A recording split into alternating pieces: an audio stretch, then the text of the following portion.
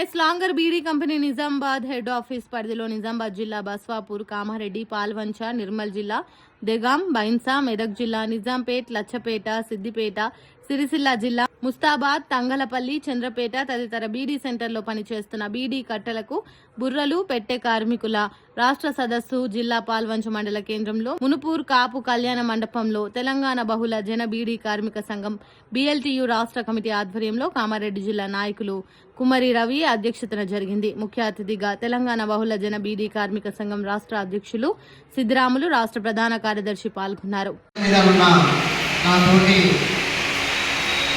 మిత్రులకు మరియు మీ ప్యాకర్లకు, పుర కార్మిక అక్కలకు, వేదిక ముందు ఉన్నటువంటి అక్కలందరూ కూడా మన తెలంగాణ బహుళజన బీడీ కార్మిక సంఘం BLTU రాష్ట్ర కమిటీ పక్షాన మీ అందరికీ ప్రత్యేకంగా ధన్యవాదాలు తెలియజేస్తున్నా.